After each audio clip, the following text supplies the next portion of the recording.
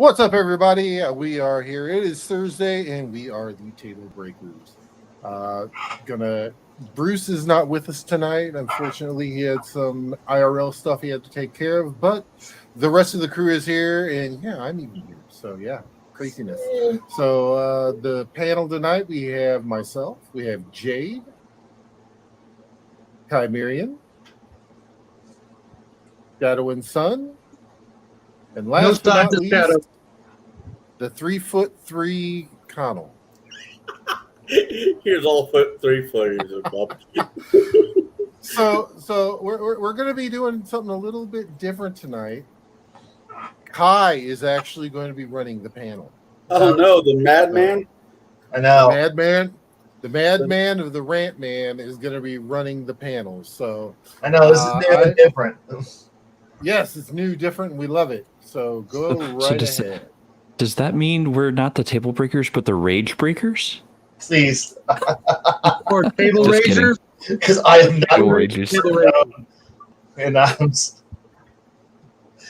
Oh, crud.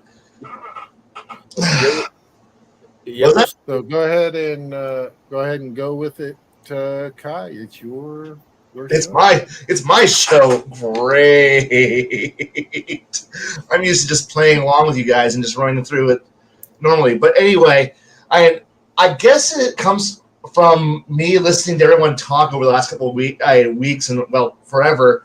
And always had this thing that's always like, we always have to have the right tool, right game, whatever. But the thing is that there is no right game. There is no really correct way of doing anything. But so I mean, yeah, we all have the rule zero. GM's rule. The GM, is always right. We make the rules. We change the rules. Whatever. Have some fun. But the thing is that we all cheat to make it easy on ourselves. So what do we do actually to make the game easier on us? And we always had this idea of, I don't know, I'm so much smarter when I'm writing, but never when I'm speaking. I can verify that. What, I'm smarter when I'm talking? When I'm writing? Yes. Yes. Now, I guess what it really comes down to is I guess the first question I have for everyone, I wish I had a way I could just look up here for what I've written down, but I was down and I have bad with eye contact. Ugh. But anyway, index cards. That's what I do. Index cards, question, and I had a grand total of like an hour while driving a truck to plan this. So, well, I mean, you put it all on Discord. You could have your phone in front of you. I am. That's where I'm reading from. Oh, okay. Oh, this is a spicy cigar. Ooh. How do you get spicy? Oh, hello there. Hello. Hey, man. But I guess ultimately the first question I have for everyone is really just, I mean, what tools are you willing to pull? Like, when we look at other games, what tools would you pull from to make the game engine you're running yours? Or are you even willing to do that at all? I mean, some of us, have rules are sacred. So what do you do to help make things better, I guess, or easier on you to run or to adapt? To adapt and improvise to make your game rather than just simply reading verbatim trash that comes from some author at a far written place and going, this is all you got to do. I know we're not all brainless fools like that. So I guess I'm offering it up to everyone else to add their take on things. So, Jade, we'll start with you for once, and we'll work our way around. So. Okay. So what tools do I pull down from other systems or pull together into my own setting or my own game? There's a lot, actually. I'll take bits and pieces from just about every game engine I've touched and read. Things I really, really like that gel really well with other systems. Now, primarily, I'm running a D20 system. Typically, it's D&D 3E, 3X, Pathfinder, whatever you want to call it. There was a lot of content written for 3.5. A lot. One of my favorites is Iron Kingdoms, and I really love the healing rules, the healing and resurrection rules in there. Something we actually touched on in Gatekeepers last night. Resurrection has more than just a monetary cost. It has a lasting impression or cost on the person being resurrected and potentially the mage doing the resurrecting.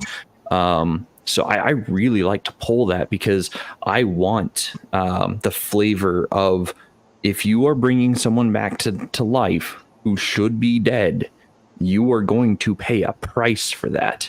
You don't necessarily know what the price your god is going to extract from you is going to be, but it is going to be a price, and you will have to pay it.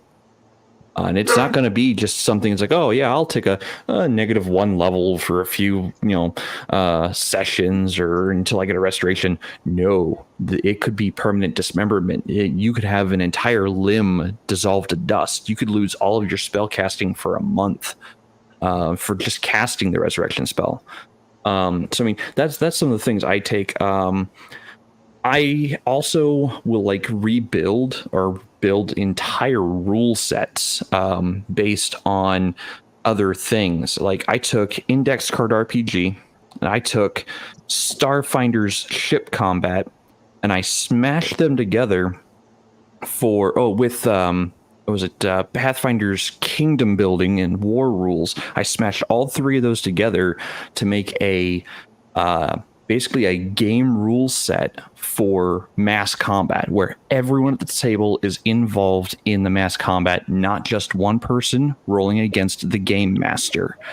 Because that's boring for anyone who's not rolling dice. So I want everyone rolling dice. Everyone has a role in the Grand Army. Everyone is rolling dice and doing something to help the war effort.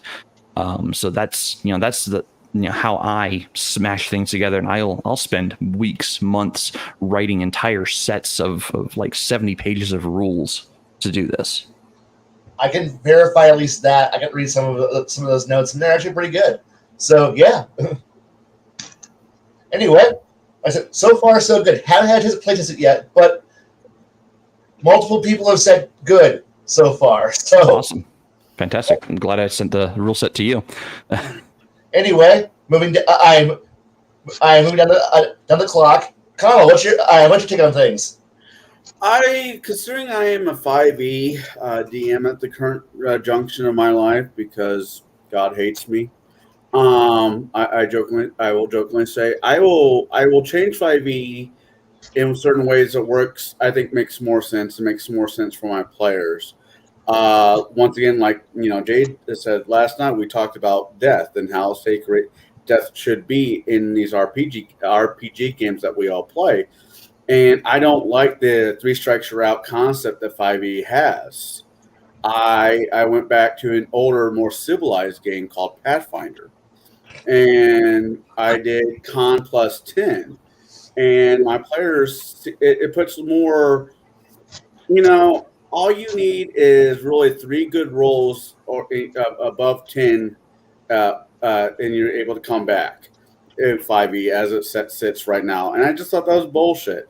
So I went back and I'm like, well, this is what I'm going to do. I sat down at the table and told my players what I want to do. They accept it, and that's how I'm playing it with D&D 1. I'm not going to get into that too much, but with D&D 1's coming in and changing more rules that I disagree with already. So I'm going to go back to maybe, like I said, Pathfinder, maybe 3.5, and continue using older rules that make more sense than let's all hold hands and you get a trophy at the end. Thanks for fucking showing up. Rules that. Right. Okay, so that's how you're adapting.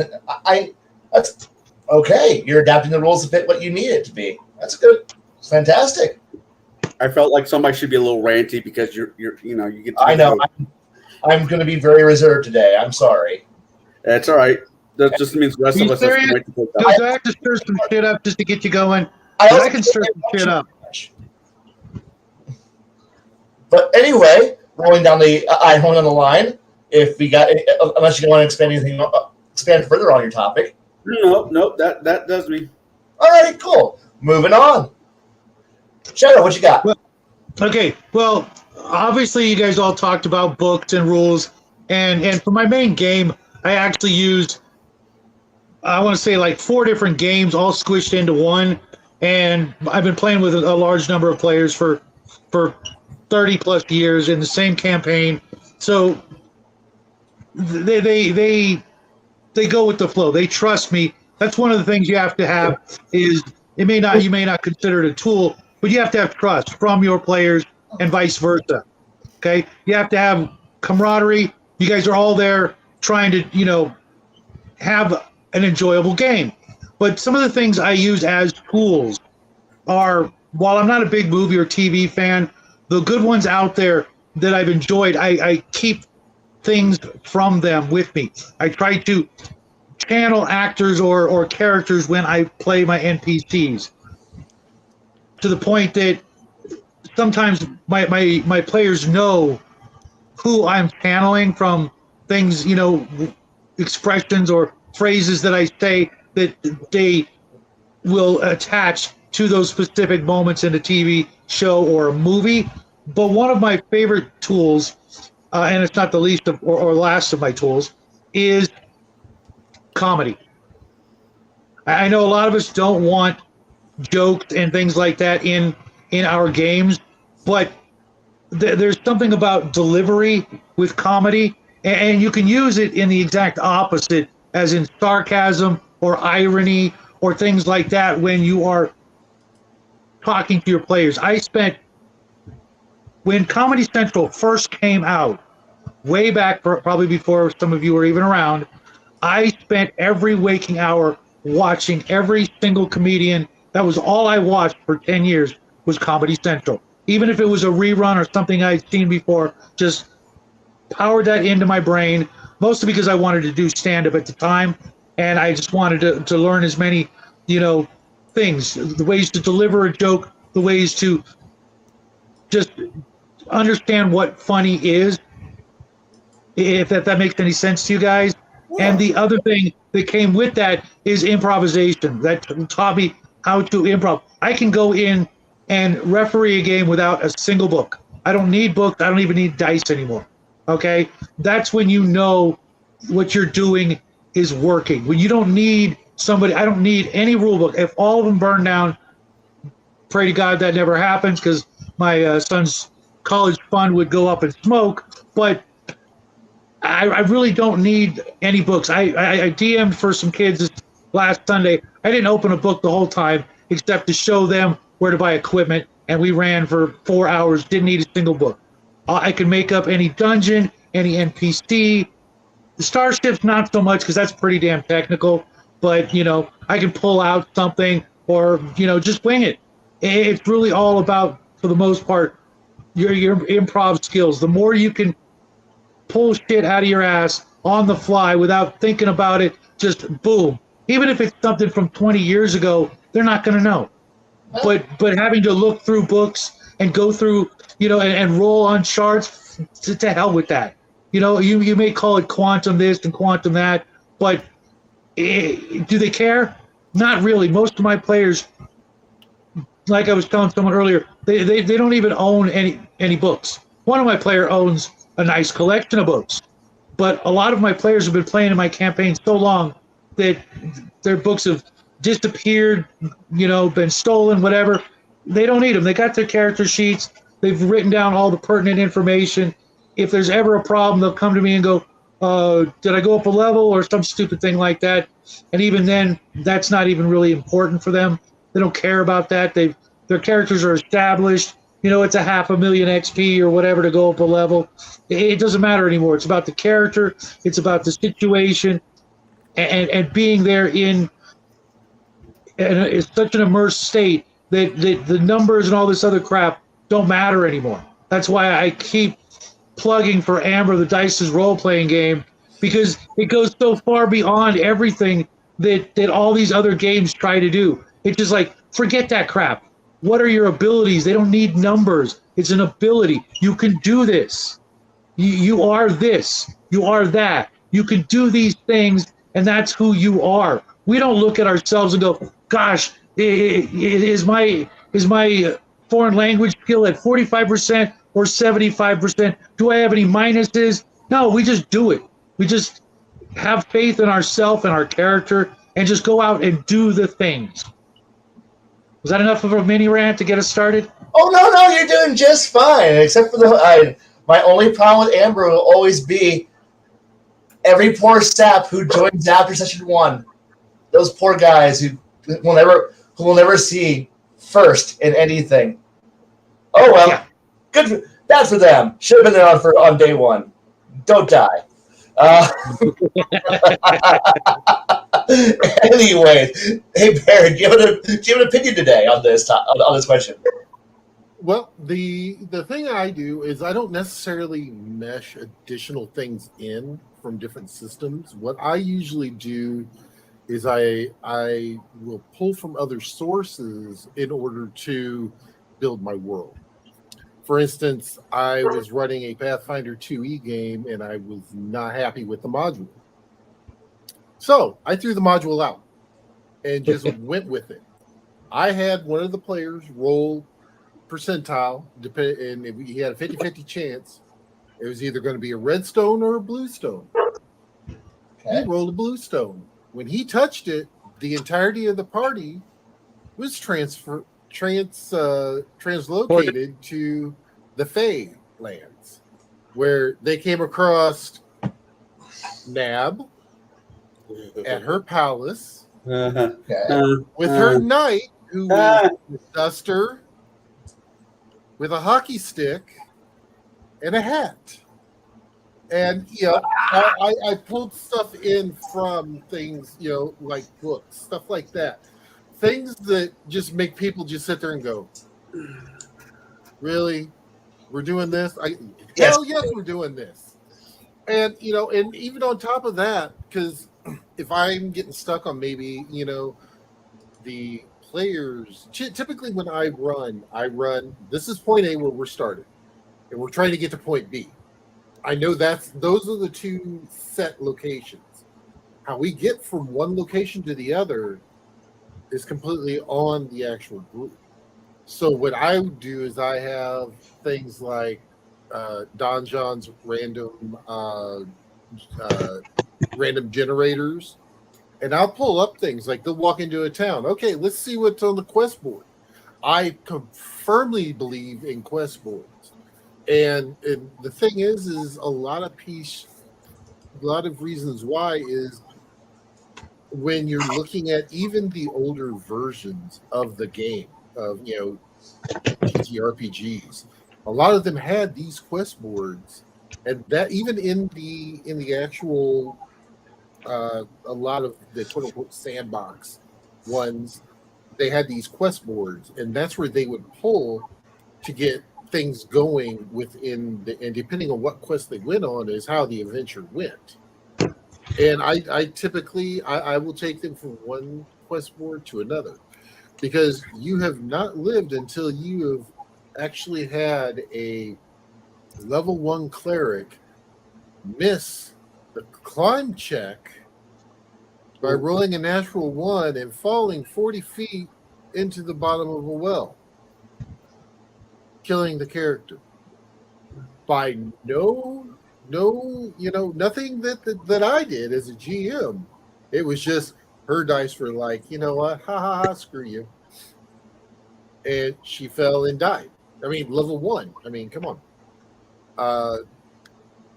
And the thing is that's one thing that I really do like to use is those, what a lot of people call the quest boards or the notice boards, stuff like that, because that will pull them in because it was put up there by somebody. They have to go and talk to that person, find out more information. They have to do a little investigation. They just don't pull it and go, oh, we have to go out 2 miles to the bog and slay 50 frogs. Okay. No, it's nothing like that. It's more of, it's more that so and so has a job for you. It has a job. It is slaying frogs, but you have to go to them. You have to find out where it is. See if they have a map. Are there any pitfalls between here and there that they need to know about? And these could be the frogs like the Temple of Elemental Evil that jump out and swallow you immediately. I mean, sorry. Well, yeah. And it's finding out the things. You just never let the barbarian go to the notice board and decide to rip one off, especially if you're playing like 3-0, because they can't read. And it's just sad, especially when he pulls back that he has to go, help the fairies or something like that. The fae, and they decide to come up and touch him and confuse him the entire time. That was a fun one too. But yep, that's pretty much how I would kind of make it my own. Is I use the random generators. I pull things from books. Even to the fact of I love pulling things from multiple books and meshing them together. There's a book series, Dresden, of course. Then you have Bubba the Monster Hunter, which if you've not heard of that series, freaking amazing. I made the mistake thinking that it was part of Monster Hunter International, that it was, from like back when it first started, because the founder was Bubba Shackelford. I thought it was, okay, these are stories about completely different. Amazing. So yeah. Now from chat here, it's like, see, that's the one thing that we are dealing with, is that we are playing a fantasy game. Everything's a little bit more better than the Dark Ages. Yeah, we could go in and start pulling from the actual Dark Ages, and there's papers by professionals to go into this one way in depth. But the thing is that we're playing a much more literate society. Sorry, that's just going to be one of the truths. Everyone is at least has some form of education. Yeah, it may be homeschooling here, but everyone except for the barbarian knows how to read.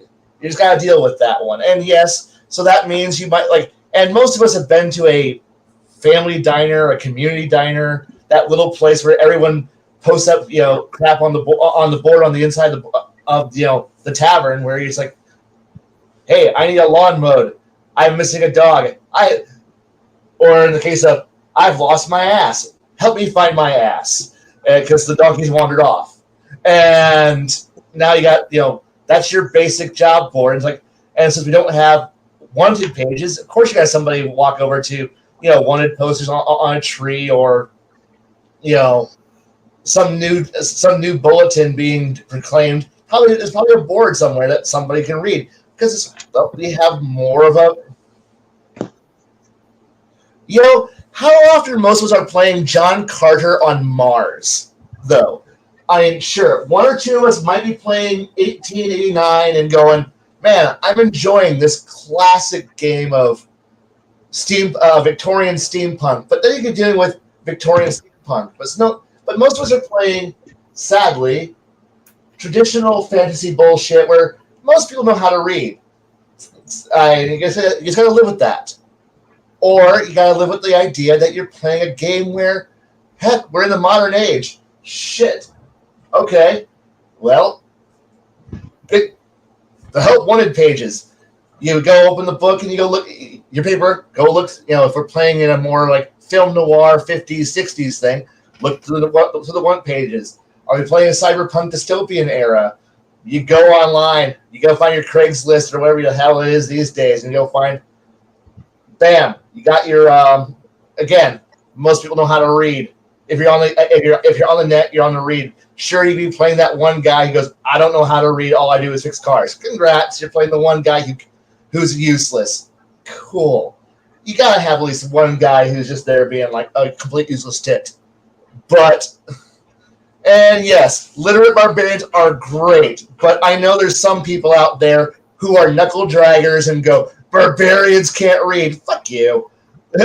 Fuck you. Some of us actually like the idea of you're playing in a 85% or higher literacy rate fantasy game. Oh hell, we're playing fantasy. Everyone knows how to read. Education works. Holy shit. Total fantasy. Come on, if we can have wiggly finger magical fireball bullshit, basic education is also, and where almost everyone can speak two, 3 languages, that's fantasy. Let's go with that.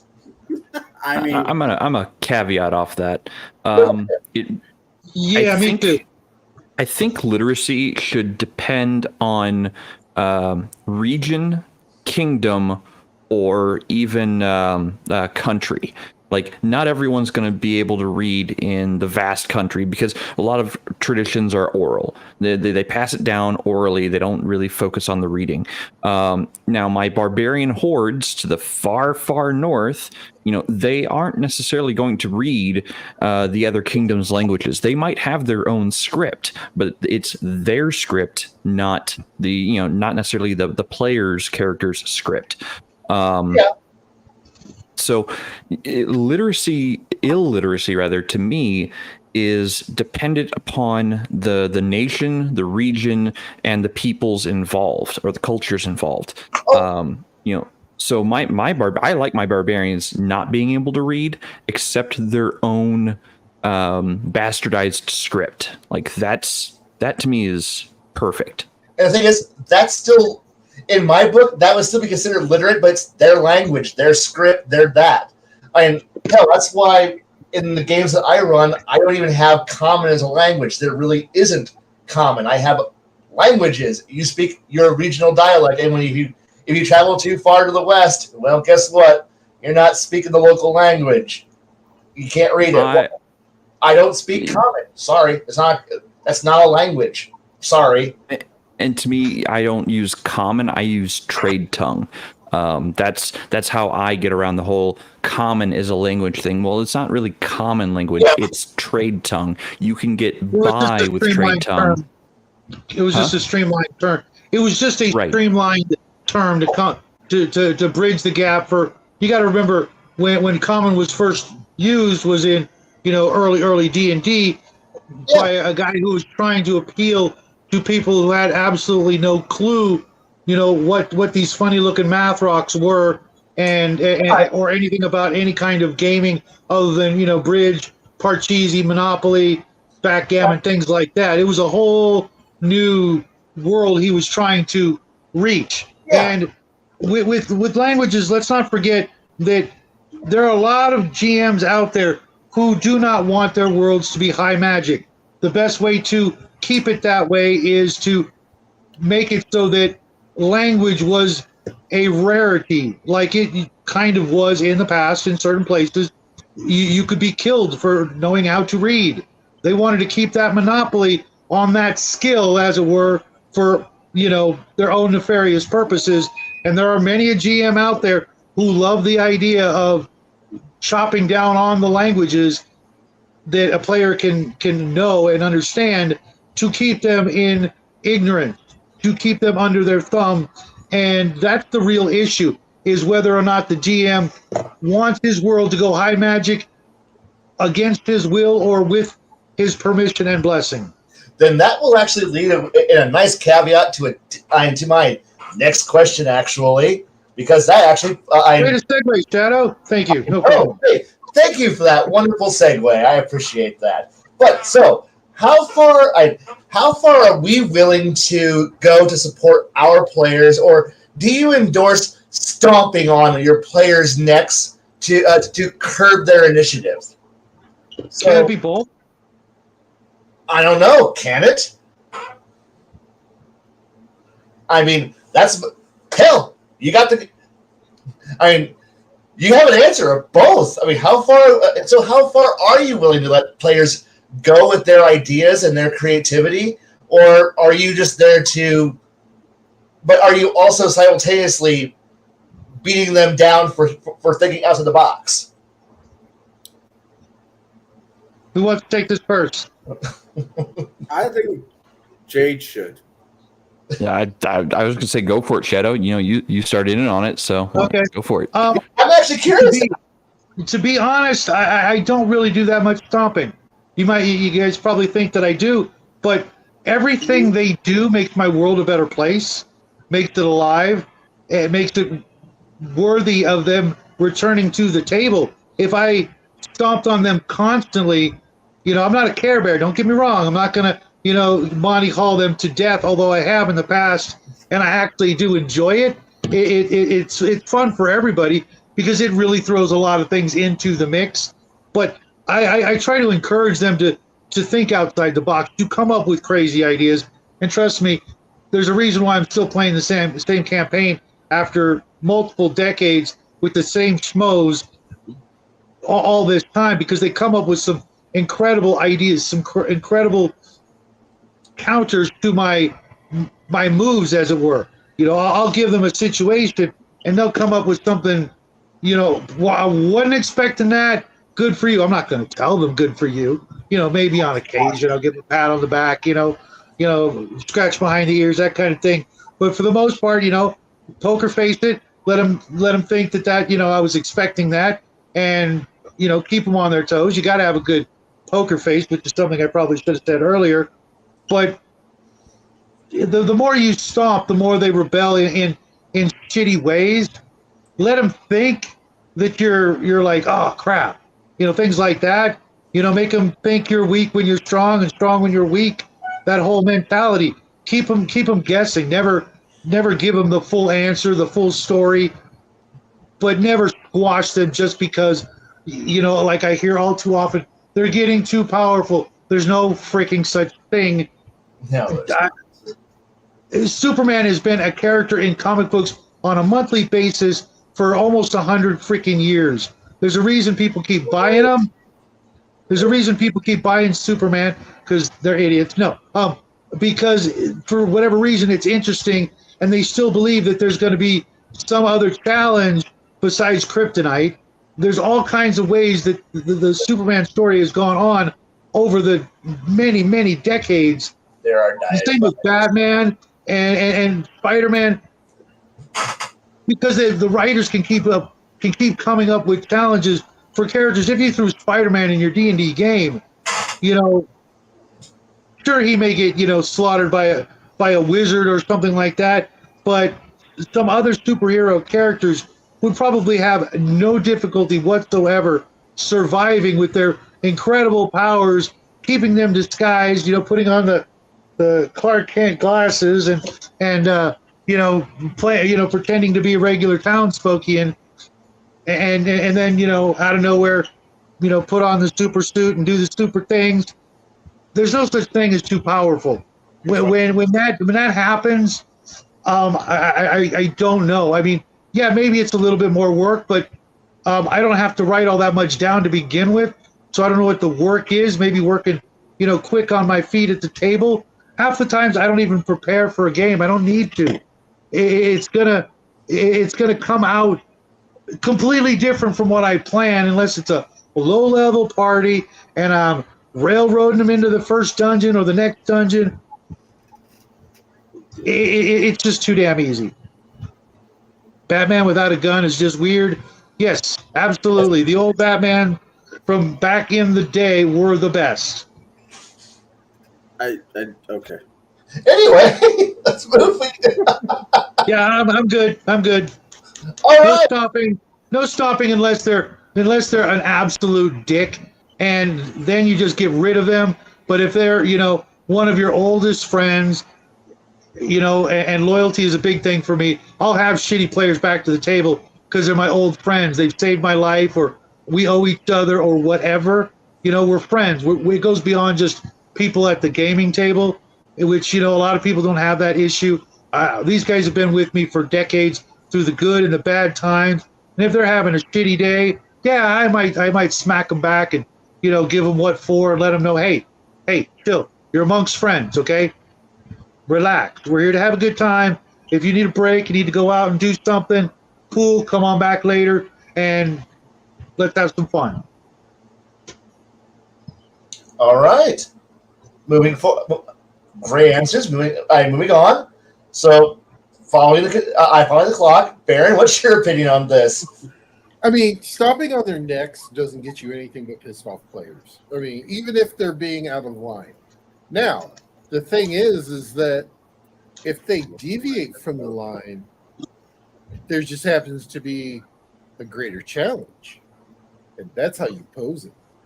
They can stay on the yellow brick road and make it to Oz nice and easy, or they can deviate from the road and find all kinds of horrors. This is the way of the DM, to put out the beautiful lines and everything else, and to then when they go off, oh look, the colossal red dragon come out and points his finger back to the road. Get back to your road. Right. I'll be my bunk. Because I mean, sir, that's how I usually handle it. Because telling them, okay, the road typically has had other caravans, other things that have been on it. So typically, some of the bigger prey stays away because it's had some fights. It's not going to get the meal that it wants by coming to the road. And typically you can put it, when you do your briefing of when they're going to go out and do whatever they're going to do, you put that out. Hey, the roads are well patrolled and everything else, but if you get off the road, things can go sideways very quickly. And I think that is the best way to kind of curb them without necessarily, American History X, jaw on the curb stomp. Wow. There's a cool image. Yes. Wow. Well, he said curb stomp. That's the first thing that comes Hey, to my mind. Look. The great bar martial arts of booting, putting them on a curb and kicking them in the shins. That's a skill. Damn it. I mean, I'm not saying you're wrong, but fuck. But still, I mean, I'm just saying that is the thing to you don't want to do that to players because it's going to piss them off. Even if they are your friends, they're going to not be your friends, and Right. everything else, and it's who to the head? Nah, yeah, exactly. So that's my 2 cents. You get one boot to the head and another one for the whip. Everybody gets one. Isn't that right, Spider-Man? That's right, Peter. Everybody gets one. All right. Now, bypassing me, Jade, how's your opinion on this one? Yeah, so as a player, I love to find new and inventive ways of using magic, using items, using whatever it might be. Like, some people, will take that immovable rod and make a ladder out of it. No, I don't make a movable rod ladder. No. I'm running in a chase scene and I'm the one being chased. I use an invisible immovable rod and click it behind me while I'm running and let someone take it full on in the chest at running speed. I love coming up with new and inventive ways of doing just about everything. Like, I've got a million ways to use dust to dryness, as I have explained. But I want to see that from my players too. I want them to go, hey, if I stack these spells correctly, I'll have an AC that's higher than the fighter by level 5. Is that right? Is that possible? Yes, it is, wizard. Get into the front lines and start fucking shit up. I love new inventive ways of doing things. I really do. So I'm going to encourage that. If someone sees a chandelier above the enemy and they look for the rope that is holding it in place, like, hey, if I cut that rope, will it smash the chandelier on their head? I don't know. Do you want to try it? Yeah, I think I do. Yeah, go for it. That might reduce the room DC by like 2 or something, or it might actually crush the enemy. I had one player go, at the beginning of combat, I have first initiative. I'm going to cast, because this was like level 20 plus, and with mythic powers, I'm going to cast Wall of Iron at a slight angled towards the enemies. Okay, how big of a wall of iron do you get? And then he, told me what the caster level was, and we calculated out how many square feet he had of, versus thickness in inches. And I'm like, okay, being in the industry that I am, IRL, I know the weight of steel is, was it 0.2833 pounds per cubic inch. I looked at his wall and I'm like, yeah, nope, they're dead. I'm not even going to roll saves. They're just dead because it's literally 40 tons of iron smashing them flat into the ground. No one's surviving that. I don't care who they are. Because it's literally 40 tons of iron. So like I said, I love when my players go, hey, if I do this thing this way, what is the result going to be? I'm just going to say, I don't know. Do you want to find out? So I applaud inventiveness. We sadly lost someone. I'm sorry. Yeah, we lost Shadow. Yep. His internet might be acting up again. Yeah, rolling blackouts were happening out his way. I'm sorry. Oof. Well, Shadow, when you get a chance, come on back. I always love when I get to hear someone go, so how many pounds? It's like, thank you for someone else who understands the weight of iron and steel. And I'm like, thank you. Someone else who does this math. I'm happy to hear it. Anyway, Cuddle. All right. No, I do not crush. I do not put knee foot on the neck of my players. I don't play. I don't play like that. If my player comes up with a concept that is not too off the wall, I normally say, let's give it a go. Because, yes, I like using dice because I don't have to say no. Sometimes the dice will say no for me. And I like creativity. The moment you if you keep telling your players no, then they're just going to fall back and do the minimum amount of what they need to do, and not exactly having the MacGyver moments. And I think players who have those. I think players that have the MacGyver moments at least once a game, maybe twice a game, or how many times it does happen, depends on said player. I think they enjoy the game better. Now, I've said this before, I think on Tablebreakers or on Max Chillstream, DMs need to be patient with their players. Players need to be patient with their DM.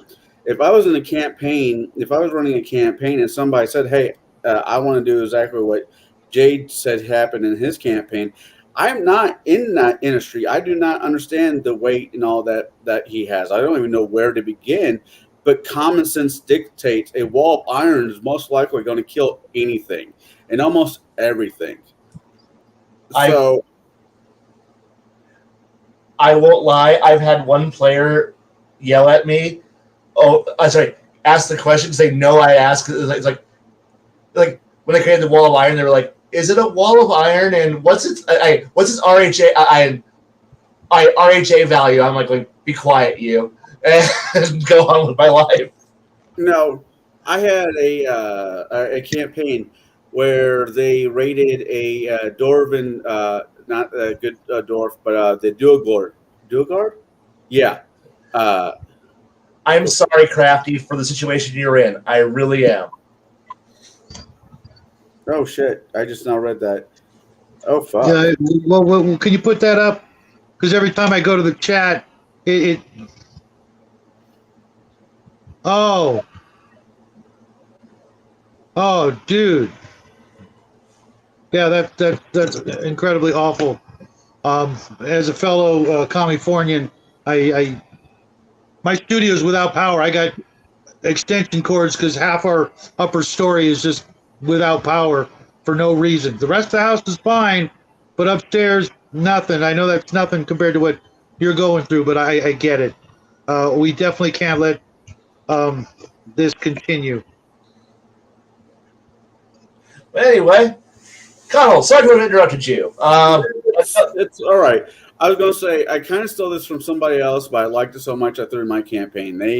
They took on a fort of a Duergar, the evil dwarfs, the gray dwarfs, and one of the doors was made out of pure platinum, and platinum's heavy in theory. I don't know this. I've never tried to pick up a war platinum, but common sense dictates heavy, right? Heavy argument. Size, weight, thickness. Well, is it plated? Is it not plated? 12 Those are the by questions 3, I would be 12 by asking. 4. Yeah. And they're like, can we take this off? I'm like, who's the strongest one in your party? The barbarian. Okay. Give me a strength check. And I set the DC at a decent level, not, stupid high, but a decent level. And he couldn't make it.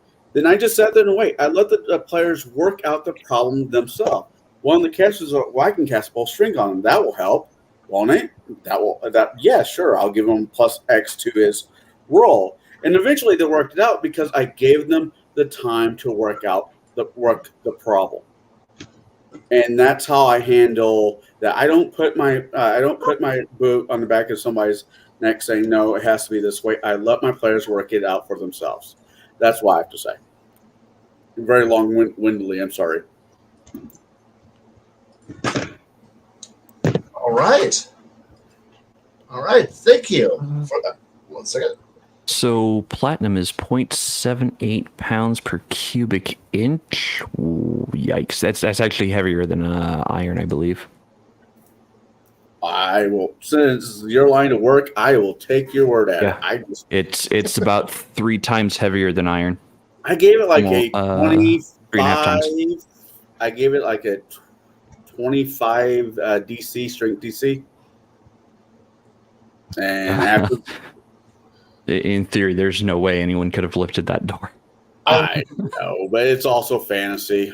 I love the math. Yeah, honestly, that makes my little black heart happy. So, well, so kind of actually answered my third question because obviously we put in a lot of work, preparing to anticipate and run our player shenanigans. I'm going to just kind of slide into my last good question. We'll get into some bad ones after this. There's no such thing as bad answers. Oh, yes, there is. Oh, there's always bad. There are no bad questions. There's just dumb answers. And trust me, I'm good at that. But there's a good person I met once who said, you're not a good GM until you've at least run 2 original series and episodes without anyone realizing you've run them. So what have we done? You mean Star Trek? That's what I meant. Yeah. Yeah, TOS. It was a joke over the idea that, but anyway, because we were a bunch of Trekkies and I talking about this, but the idea is like, but so when we have touched upon like movies and books that have inspired us, but what have we done or could do to disguise what should be utterly obvious and have people not realize that we're literally cribbing from everything and have them play along and think you're an utter genius, even though you're like, this is literally the first season of Battlestar Galactica. No one pay attention. And in short, as some of us have referred to it as filing serial numbers off the plot line. Gotcha. So do you want to try this? Start us off here, Connell? Yeah, I'll start us off since this is what Go ahead. I don't run much sci-fi campaigns. Actually, I've never really ran any sci-fi games, period. But I have done my. It doesn't have to be sci-fi because some of us. No. There was a reason I was going that way. But I did do a fantasy one-shotter for my children and their friends where I did Trouble with Tribbles.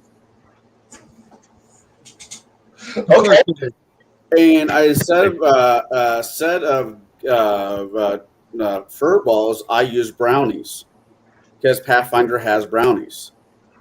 And I went back to a lot of the ancient Celtic mythology when it comes to the brownie, when it comes to the wee folk, on how they act, how they treat when they're mistreated, how they act, and what happens. And it was like a 4-hour one-shot campaign where it's basically, Star Trek Trouble with Tribbles, but with brownies. And my kids, because A, they're too young to, even seen that episode, had a great time.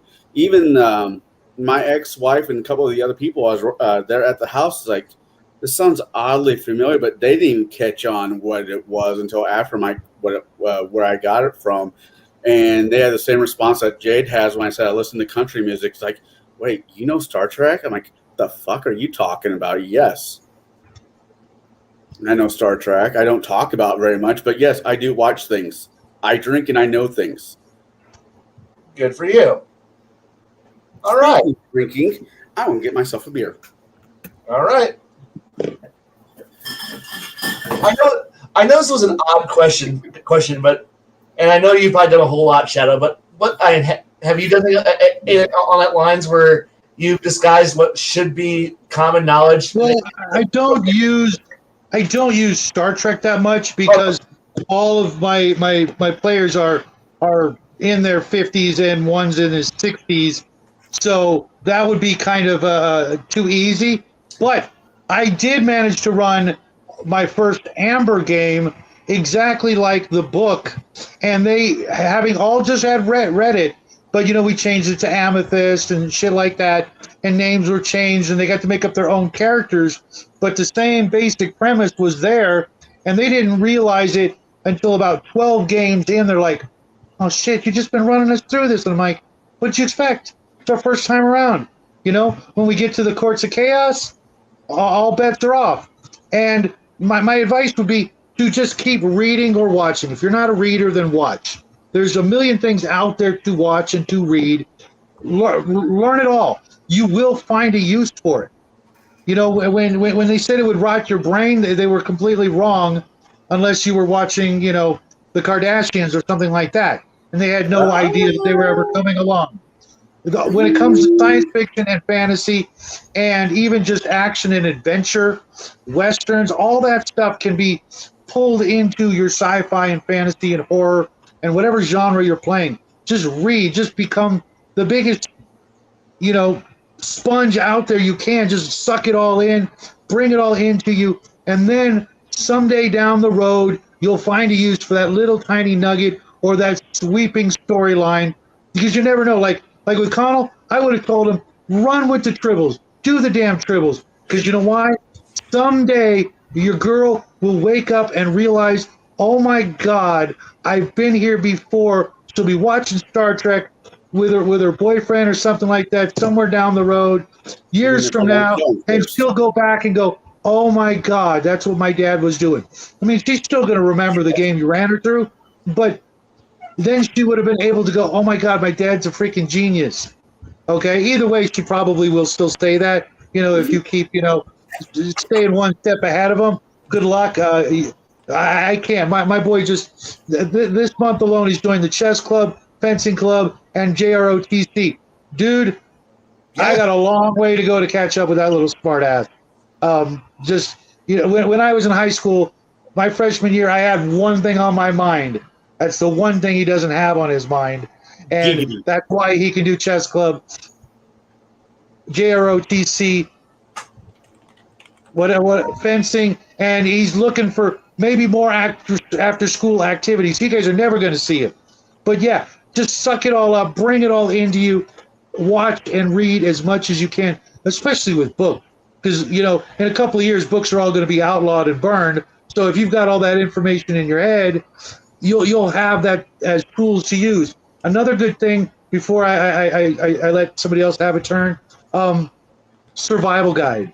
If you can get your hands on survival guides, first aid book, wilderness survival, things like that, if you know these tricks, then maybe you can impart them to them, not just at the table, but later on, your friends going camping or something, you can give them some tips. But as that NPC, when they're really scratching, out in the wilderness, looking for some way to survive a certain situation, and they're just drawing a blank because they've never been camping or anything like that, you let the NPC impart a little bit of tidbit of real life survival skill on there, lay in their lap and go, here, let's do this. And then they'll take that with them, not only into the next game and the next time they're in a similar situation, but who knows, you may save their life. Okay. Oh, all right. Oh, Okay. really quick. I do want to say, add on to something Shadow Roy said really quick. Your kid is scrawny enough; he's going to do wonderful in fencing. Jesus Christ, he's nothing but twigs and skin. Just turn Yes. sideways. Yeah, he's gone. Yeah. He's a great kid, guys. Yeah, it is. So, all right, following the clock. So with me, what I actually did, and the players at the table didn't realize what I was doing until the very end, is I actually was running a World of Warcraft campaign. They were playing Alliance. And I decided that the first big the kind of the second big thing that they were going to do was go against the Defelis Brotherhood. So I actually went and pulled down every single quest, the entire quest chain that had anything to do with the Brotherhood, and I adapted it.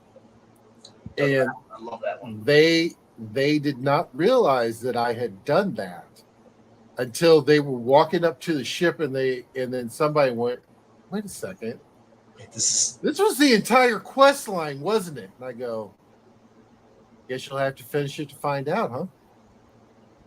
And that's basically what it pretty much boiled down to. And like I said, most of them didn't realize it because they either hadn't played the actual MMO game, or they hadn't actually played it in so long they didn't realize it until the very end, when it was like, oh.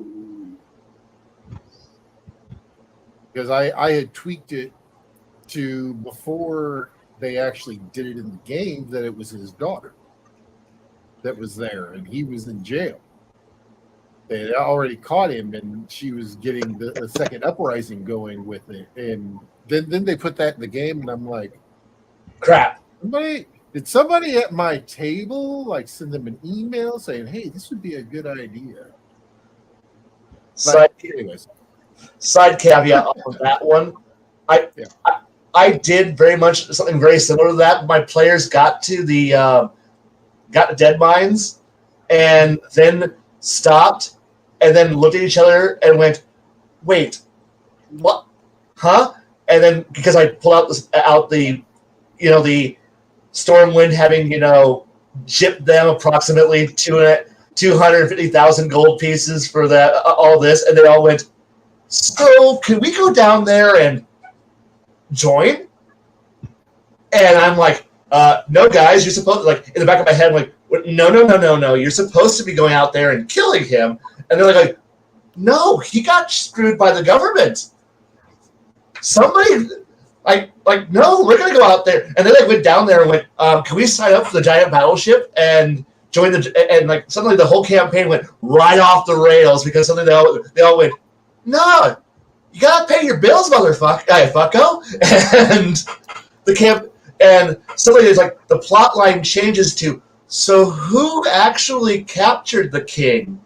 Wait, who didn't pay for the bill? Who authorized? And then they ended up finding out about the dragons and all this shit. And then the plot line goes this whole different the game. You can't script out the window, and parties the game became its own whole new thing, and it ran for quite a while where the party was just trying to get paid. Get their boss his paycheck. That's all they were trying to do.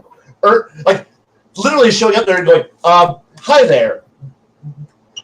We're bill collectors, and you owe us a lot of money, and it's got interest." And and the dragon, the evil dragon who was in disguise as the steward, the queen bitch who's running the whole kingdom at this point, going, "I don't owe you a goddamn thing." Okay, and it became, we need to go rescue the king. Go find the missing king, so we can go get him, so he can come back, overthrow the dragon, so that way he can pay us the bills. And the whole thing was Pay the buddies. Yeah. So the entire campaign became how do we collect on $250,000? That's what it became, and I loved it because they literally got rather than going, "You're a lawbreaker." Even the paladin is going, "No, you guys are actually in the right here. You're in the wrong for having tormented an entire region and building a rebellion, but you were wronged first. Could you stop beating up the peasants?" Okay, we can do this. Yes. Anyway, moving on. I take it aside. Jade, what's your opinion on this one? Real quick, thanks, Fritz. It's hard for me to get to the chat. Every time I disappear, it's because I hit the button, because it's like right next to the leave button. So if I hit the chat in the wrong way, I get kicked out. Don't push I need like a stylus. Oh, I need a stylus. My big old meat hooks are just too big for this tiny little tablet. Yeah, so for me, I have actually run not necessarily TV episodes of things for game, but I have run books. I've taken H.G. Wells' Time Machine, and I've turned it into a campaign. I've even taken 2,000 Leagues Under the Sea, or 20,000 Leagues Under the Sea, and made that into a campaign. Because, I love Verne, I love Wells. I really, those are the books I first started with when I started reading. And I'm not a strong reader. My astigmatism was bad enough that it caused physical pain in my eyes to read when I was a kid. So, I didn't read for pleasure. I read because I was forced to. But of the things I read, I really enjoyed the Time Machine. I really enjoyed 20,000 Leagues Under the Sea, and I'm like, you know what? Those are gonna be my first games. I'm gonna see if I can run those games or run that content and see what my players do with it. And it went really well. Granted, most of my friends weren't readers of classic literature, so they had no idea that I was running the Time Machine or 20,000 Leagues Under the Sea. They just had no idea. I'd also changed all the names of the characters just to, make double sure that no one was going to recognize it. But I didn't have to worry about that because, people in reading, and especially in school, read because it's fun. No, that didn't happen in high school. Not at all. So yeah, I have done it, but it's mostly written literature rather than film or media of that nature. And I'll continue to do stuff like that in the future. Like when I run a Starfinder or Warp Shell index card RPG game, I might run it with the opening theme of Dark Matter. Everyone wakes up on a ship with no memory of who they were. They're on this ship. That was a good show. Yeah. It's a shame it got canceled. The first two seasons were good. The third one was all right, and then I don't think they came out with a fourth. I'm not sure. No, they left everybody hanging that. with that new thing at the very end. Just left us hanging. I was pretty pissed. Yeah, that's a show that probably should have been revived for a fourth season at the very least to give us some answers. But anyway, so I might open with something like that in a sci-fi game. Yeah, sure, it might mirror the first two episodes of that show, but I'm going to take it maybe a different direction. They may not all be criminals. They might all be people who are just experiencing cryo sleep sickness and they lost their memories. So, I mean, we as the game masters can take from literally any media and change it enough, or not change it in some cases, and present it to our players, especially if they're not well read or not well seasoned in certain media types. Like most of my friends, they don't watch sci-fi. They just don't. It's not even on their watch list half the time. So I could probably take literally any Star Trek of any kind, any season, any show of Star Trek, and run any one of the episodes, and no one will know. Literally no one, because my friends are not Trekkies like me. I could probably run Back to the Future for some of my friends, and they still wouldn't know. Wow. So, yeah, that's just how not sci-fi they are. Considering Now, your granted, friends, I don't know how I feel about that statement because I've seen I've seen almost every episode of most of the Star Trek series, even the ones I was annoyed with. But I get what you're going with, though. yeah, I mean, but you know, as long as you change enough of it, but keep the same themes, like you can run anything. Like I'm reskinning the Wrath of a Chardalon module set for 3.5 into Index Card RPG. I'm reskinning the entirety of it. I'm starting with the very first module of that set, and I'm just going through piece by piece and rebuilding it. I get can I add one more little thing to what I was going to say? Oh no. I run a full woman game. Everybody in the game is a woman. They all want to play Amazons, and I'm running on Pathfinder. Thank God I get to run Pathfinder again. But I'm taking like old Xena and Hercules TV shows, and I'm running it. And these women circle from my age to a little bit older to a little bit earlier, and I guess. As much as Xena was, a hit for a while, most of these women don't even remember that it was a show.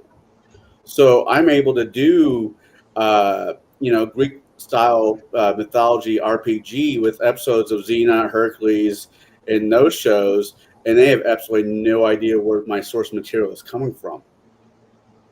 Yeah.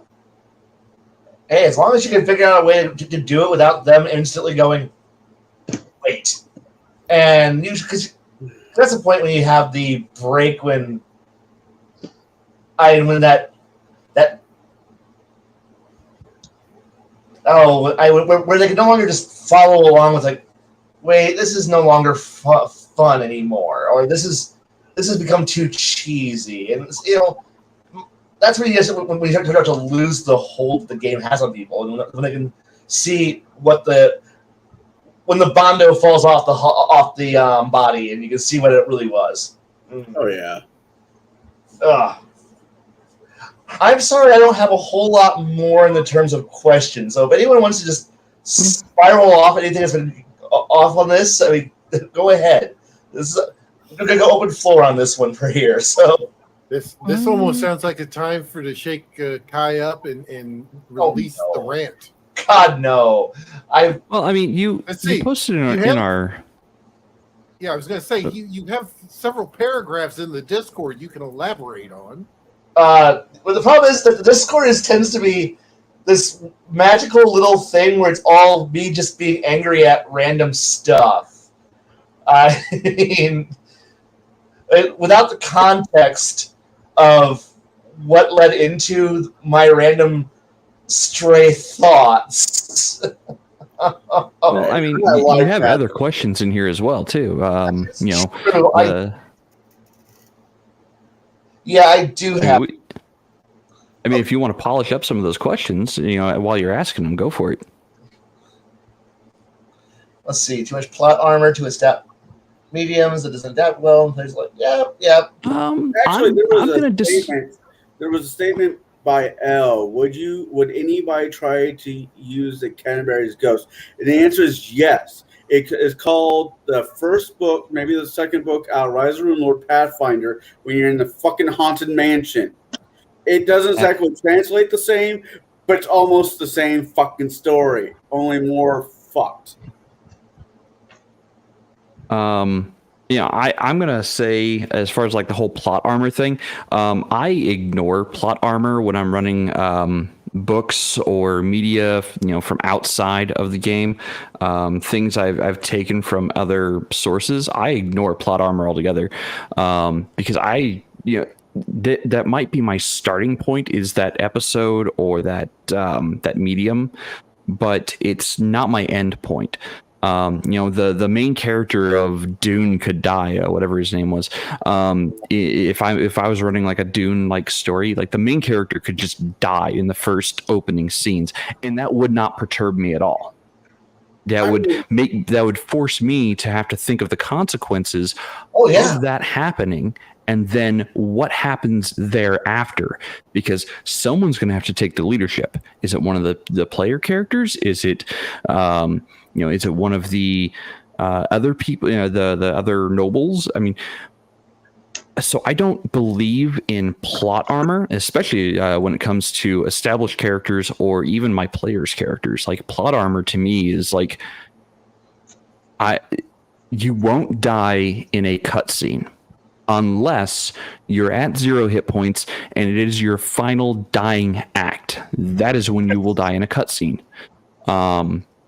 But you get to describe what the cutscene looks like. You are the one in control of the camera and the director of that scene, not me. But if in an opening scene I roll out damage and it wipes out the mentor character that I'd planned for the group, okay, the person who was supposed to be their mentor died in front of them. Now what? Well, they're probably going to go loot the body, and they're going to find a message with their name on it saying, take care of this person, or find this person and bring them to X place for Y training.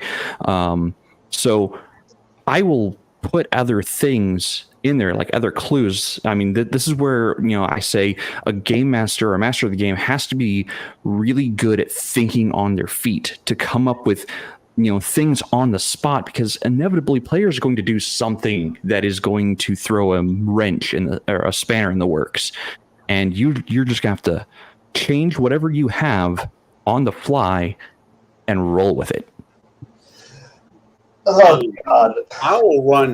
In the past I ran a Dresden Files campaign out of Pathfinder, mainly because I'm comfortable with Pathfinder to run much of it. I can run anything in. But the players didn't play Dresden. No one was Dresden. Actually, I played Dresden. Maybe I was there. Dresden only made an appearance maybe at the beginning of the session and at the end of the session, just to see how things turned out. If there's anything that he needs to worry about. ... paperwork. And I used Chicago, Illinois, because I know Chicago, and the players had fun with it. It's already a pre-made IP. Granted, none of the players at my table has ever read the Dresden Files. Some of them saw the TV show, but the TV show was different enough from the books, thank God, in a horrible way. Except for the first episode. Stormfront? Stormfront. The first episode followed the book pretty darn good.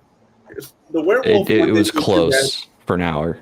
The werewolf one and Stormfront give you that, but for the most chance, none of the players knew what the hell I was going on about. They didn't understand the world, and I end up as a Christmas present giving all of those players the first book, Stormfront, for a Christmas present, because Jim Butcher is an amazing author, and I just wanted more people to appreciate him the way I do. I mean, how dare I push a good author on people? It's not token. That's The true. horror. Okay. Now, L does say that the problem is you don't play Frodo in the book or in the Lord of the Rings, or you don't play the established characters, because as he says in Princess Bride, someone's going to want to play Wesley. Okay, that's fine. I don't mind, but I'm going to tell them I'm not going to tell them what the book is. I'm not going to tell them what the source material was, ever. I will never let them know what that is. They can figure it out on their own if they want, but because I don't tell them what the source material is from the start, they can't go, hey, I'm going to play Wesley in Princess Bride, because I didn't tell them it was Princess Bride. Inconceivable. I want to play Fezzik. Well, not to mention if they know what you're doing, they're going to be like, well, okay, you get to play the cool characters, and we get to play these schlubs. They're going to take they're going to be a little resentful about the fact that you're You know, like if you're playing Stormbringer and you bring in Elric, they're like, oh, the coolest character in the story, and you bring him in and you get to play him. Screw that. I'm just going to go read the books. Yeah, Well, I don't that's recommend doing anything like that at all. Work on your own story. You know, but that's what I did with Dresden. He wasn't there for the combat. He wasn't there for 99% of the storyline. He was there to make sure the wardens or whoever was I set up in that campaign did their job correctly. He was the boss. It's no difference than running any other, campaign where you have a head duck that the PCs fall under. I mean, I gotta understand. I haven't used anybody else's universe or IP since I was maybe 16. Once you get the taste of your own creativity and your own world and your own power therein, everything else will become so blasé and so absolutely tedious when you realize whatever you've ever read, you can write better in a game story than anybody out there. It will happen. But the look on their face when they realize the characters that they're talking to, because they've read the book, because they have experienced that, then they experience that at the table, the look on their faces, I don't care who you are, priceless. I mean, earlier in this conversation, he brings up Mab, and I unfortunately, I have a tick. When somebody says Mab, I'm like, oh, God, no. And I get called out for it in chat. I mean, if people know who these characters are, and they're the big bads, if you're playing let's say you're playing a sci-fi game, or you're playing an IPA where you have the stats for the bad guy, you're not necessarily going to win because the DM can always pull the plug and make the main bad guy plot hook get away. But taking a jab at Darth Vader or the Borg or whoever for being sci-fi, or Mab, oh God, that has consequences. But, Yeah, it does. Yeah, it does. But I'm just saying sometimes the players enjoy that. Sometimes they want to go poke the big bad they've read about or seen the movies in the nose, and it's a story that they'll tell. I got to go fight ... And, making your own world is fucking awesome. I'll never take that away from anybody. But sometimes with the right group of people, doing a Dresden Files campaign can be fun as hell. Or doing a Star Wars. Or there's a reason why these games there's a reason why these IPs have their own games out there. I mean, I won't run Doctor Who because fuck, everybody at the table is going to play the Doctor. I'm like, not dealing with that headache. First off, if you're playing Doctor Who and anyone's playing the Doctor, you're playing the game wrong. First off, also, two, all versions of the Doctor Who RPG suck. Yep. They're just badly written. They're terribly written games. And three, as long as you're playing pre-end of the Time War, fuck, there's more than just one Time Lord. Yeah, that's true. And most of the time, the companions are better than the Time Lords are at almost everything.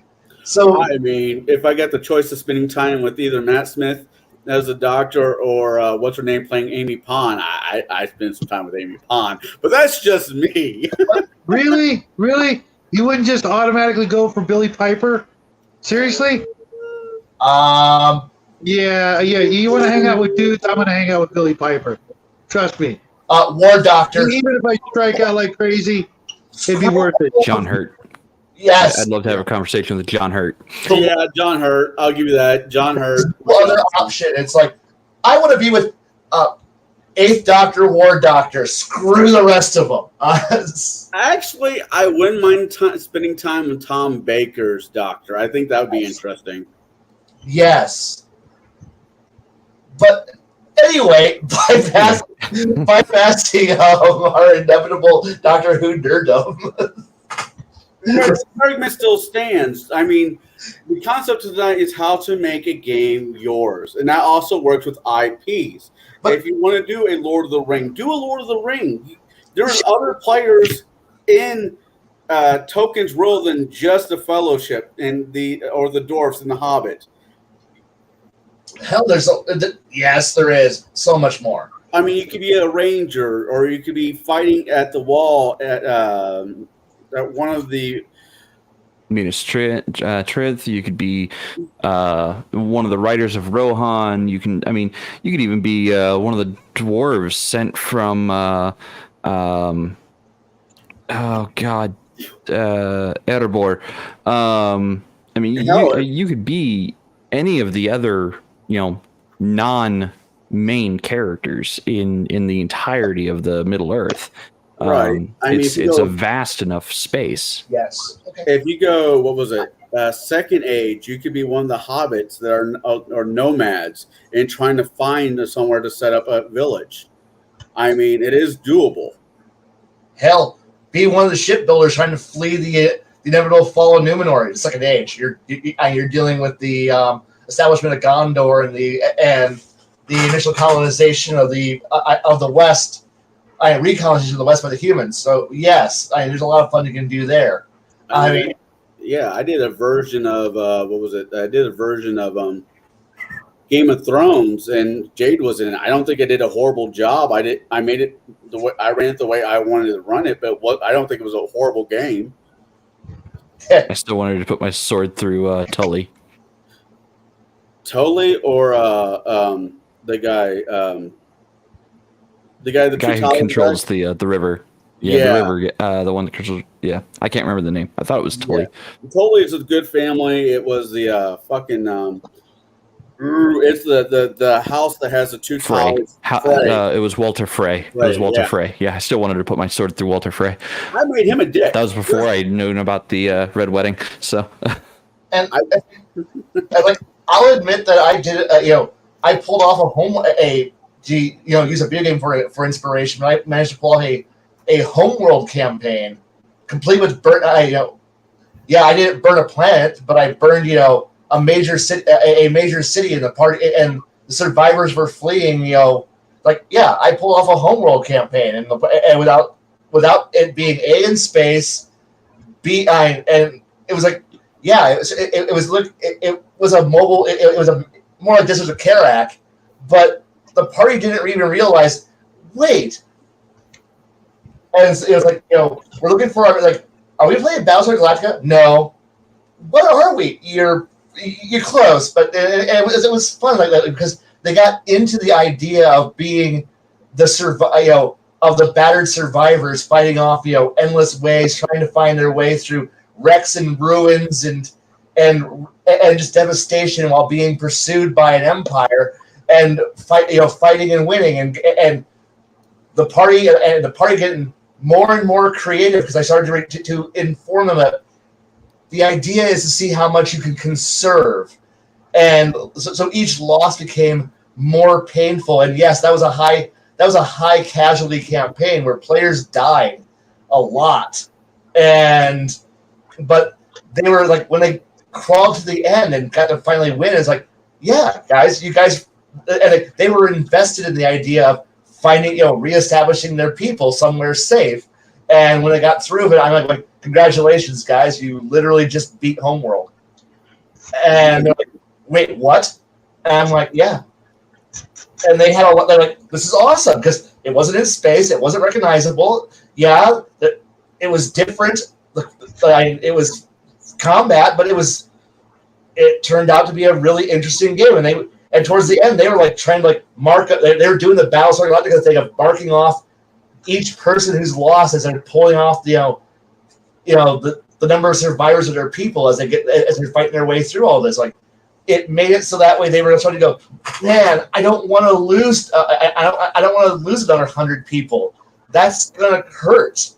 Or when a unit or a part gets damaged, and I go, you took 50 people died, and they went, oh shit, because that was now 50 less people out of their little cadre of survivors. It was a fun game, and they didn't realize. I mean, I had just shaved numbers off, and they were like, okay, it was fun.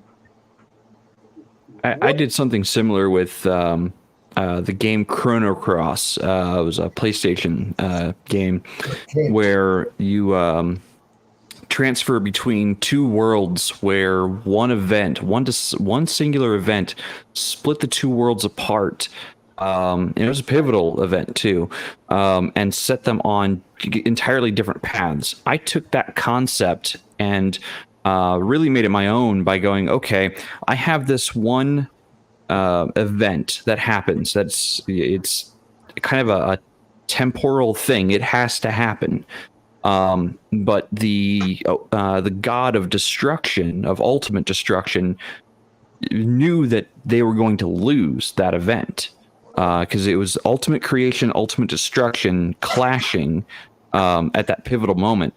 And when the tide turned against ultimate destruction, the god threw basically a tantrum and basically copied, used or borrowed power from the creator god and copied the world over to a parallel universe, so to say, but didn't do a good job of it. Like, there were doorways that he created by mistake because he's not a creator deity. He can't create. He can only destroy. So the creator deity left like schisms that you could pass through to get to the other world, and that was like the entire source of what my game was built around, was that concept. Now, I didn't take all of the characters from Chrono Cross and put them in. Not at all. I didn't even use any Chrono Cross landmarks, characters, names, or events. I took just the core concept and made it my own. Sid came from that game, right? Huh? Sid, or is that from? So Sid is a character. Yeah. Sid is a character that appears in every single Final Fantasy game. So I took the name, not necessarily just the concept, but the name of the character, because I'm a Final Fantasy fanboy. I've loved pretty much almost all of the games, not all of them, almost all of them. So I've kept that concept of. That was it for me. Yeah, I stopped at 9. I didn't even beat 9. I played up to 9 and that was it. But so I kept the concept of a character named Sid in my game world. And he might appear as an engineer. He might appear as a lancer. It really depends on, what's needed for story purposes. I'm like, I need a character to move the group from point A to point B. Just pull out a name. Oh, hey, Sid. Let's put Sid in here now, and he's going to take them from point A to point B.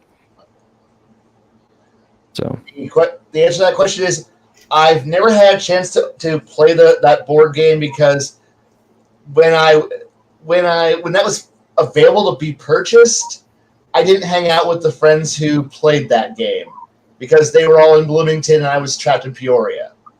And now that we're all older and I would like to play that game, there's nobody around who has a copy of it to play, or with the Pegasus expansion pack to it. Now, as for the earlier comment of just play Star Wars after the just ignore all Legends and Disney canon, like, yeah, dear God, that's like pretty much the core of what anybody who's ever played a West End Games campaign does automatically. I mean, hell, we did an entire campaign that was pretty much the last, the idea of being the last Imperial warship. You're not loyal anymore, but it's just somebody who escaped Endor. The entire campaign was literally going, the Empire has gone crazy, the Republic is stupid. The entire party decided that, yeah, we're with a crew of this ship, and it was amazing. But it was an amazing, fun game where they all decided that no, we're a ship that doesn't have war crimes to our name yet, so we don't want to go join the war crime clock over there, because they were already starting to feel that sense of, we don't want to serve this horrible, we all swore our oath because we wanted to be good guys. Well, not good guys, but maintain the law of the galaxy, and now everything's falling apart. But we can't go to the Republic, because if we do, well, hi, we're a Star Destroyer. Let us join. No, you're the Empire. You're bad guys. Surrender. No, it's our ship. It's our home. Our home's now so the campaign was literally just them rampage, not rampage, but just doing what they could to keep the ship afloat. And it was a fun campaign. I rather enjoyed it. So yeah, and we just played a whole different kind of game. It wasn't that I'm sure it was an interesting and sure I threw a lot of references to other things because at that point, how do you explain a crew trying to bargain off the idea of this ship's got 5 years of stores, yeah, but they're going to run out, yeah, and we need a refit. Where? And trying to like make deals with the black market and try to get spare engine parts and watching a party try to be interesting and just like playing a much different game. It's like, sure, it's not Imperial class. It was an Imperial class because it's Battle Endor. Do you see a victory anywhere at Endor? No. And so yeah, these people pulled a Paleon and fled. And when it's like, and the campaign ended with them literally getting the message of, "Hi, I'm Grand Admiral Thrawn. I'm reestablishing," and the party going, "No, we don't trust you," and running the other direction. Like, we see the book, we know what's going to happen. We're going that way, and fleeing off deeper into the Outer Rim because they're being independent. It was an interesting game, but the idea was they were now in charge of a couple 100,000 people because that's a Star Destroyer's complement, and not just, well, we're 5 guys on a freighter. Yeah, no. Like, you can't just pull up somewhere and go, "Greetings and salutations, people of the Republic. We're a peaceful, peace-loving giant warship that's 1 mile long, covered in guns and death and destruction, and 2.5 thousand design flaws. And let us trade. We'll bargain." And suddenly they're like going, "No, that isn't how it works. You're still Imperials." But we're like, no, it was fun. It was different, and I would love to see a different group and try to do that game. I would love to like put a different group at the helm of that ship and go, "Let's see what you can do," and have them have fun, or not, or maybe they decide to sell out and join the Republic. Maybe they decide to sell out and join the War Crimes Division. Maybe they stay independent. I want to see what players do when you give them the helm of, well, one of the biggest ships in sci-fi, and have fun. Sorry. No, you're fine, Oz. I mean, see, the only thing I would throw in there, just because I'm that dickhead, is the Mujan Vong. Oh, but I actually enjoyed that group. And then if you're going to do that, you also have to throw in Rogue Squadron, because I'm sorry. Yeah. That's all I got to say. Oh, yeah. I mean, Rogue Squadron is there, but the thing is that, I mean, if you're playing a good game like that. Wraith Squadron, sorry. Yeah, well, Rogue and Wraith. But the thing is that if you're playing there's one thing I don't like is the idea that if you're playing in any established setting, that you will ever encounter anybody who's named. Like, so you're dealing with a galaxy that's 1,000 sectors of 100 systems that are inhabited per sector. How do you get to?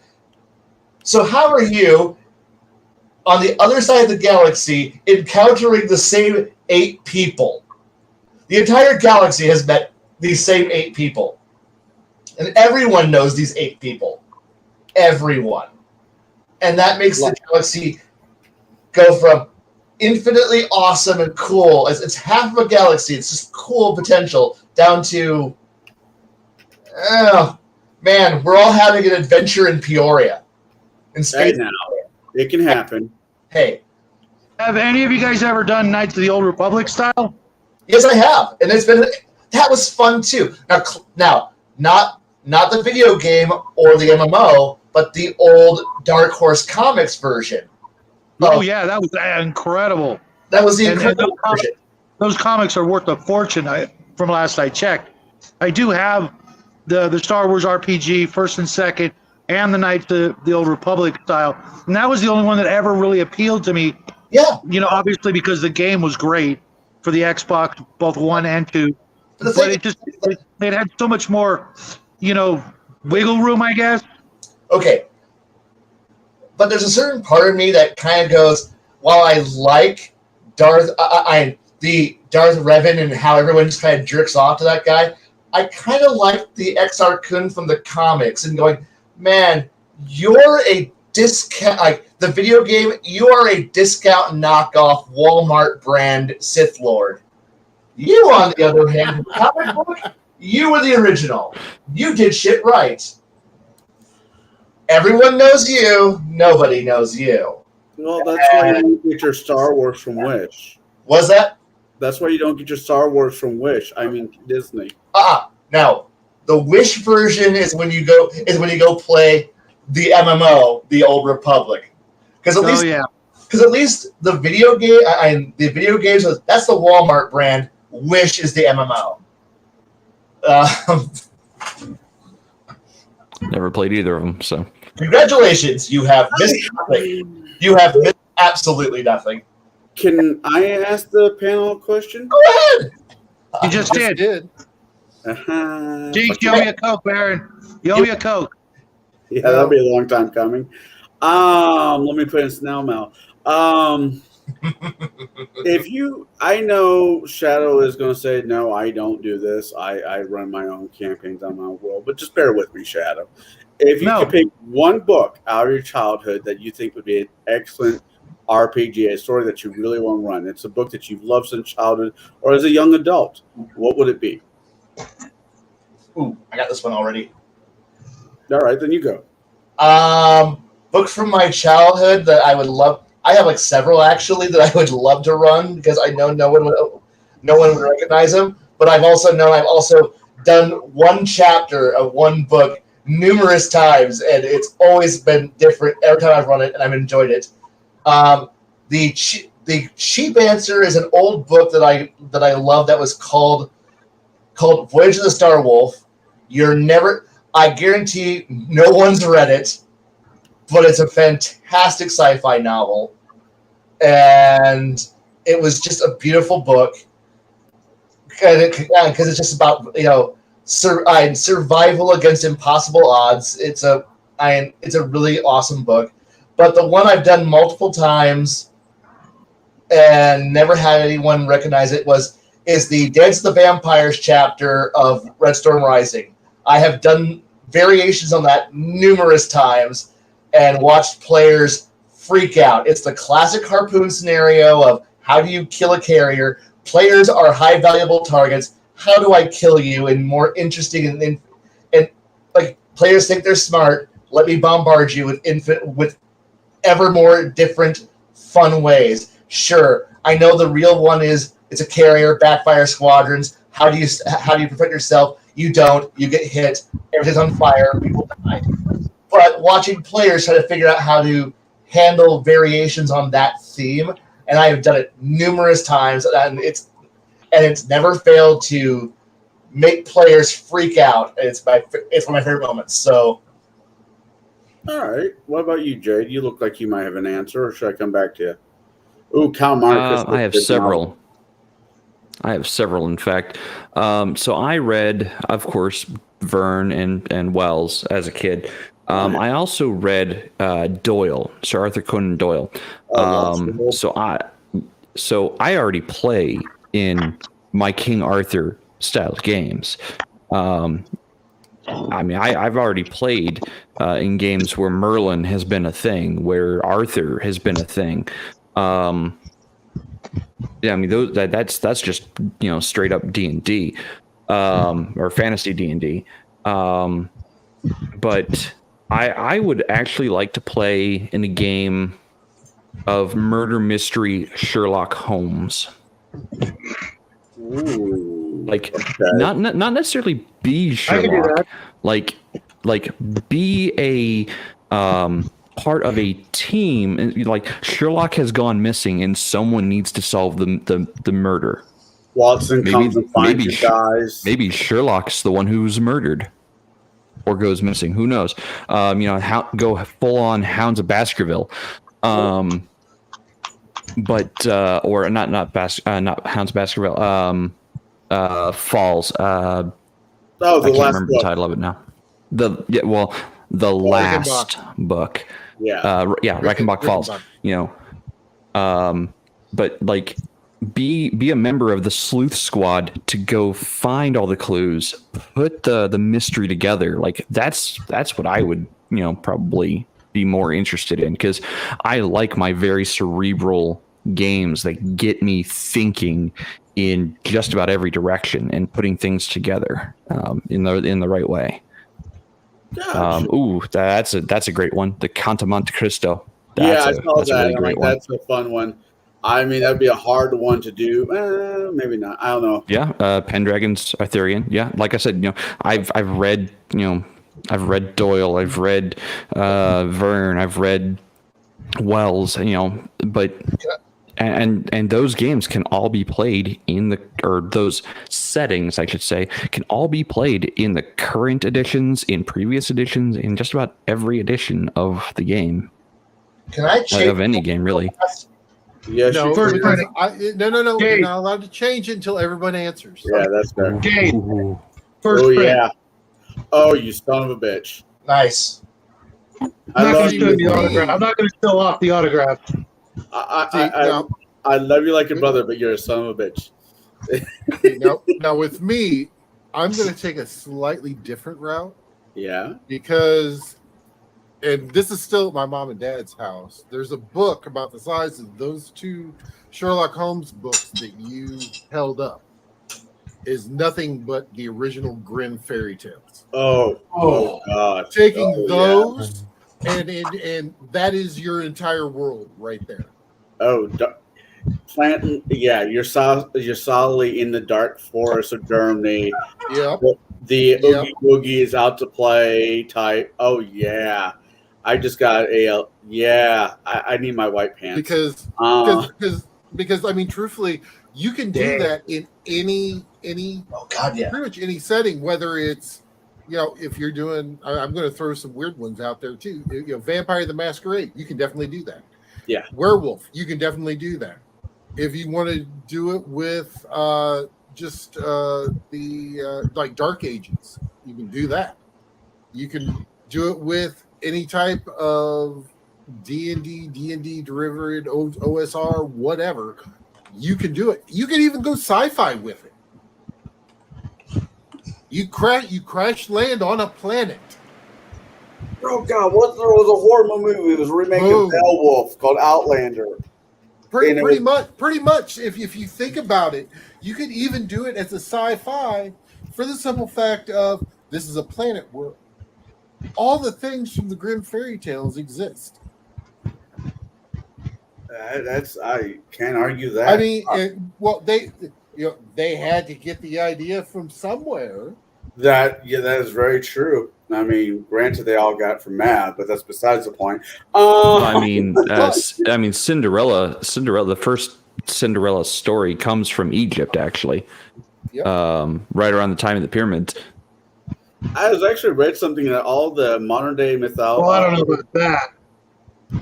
All the modern. I'm not buying the date of current academia's take on when the pyramids were built, but yeah. Well, as I was going to say, go for it. No, go for it.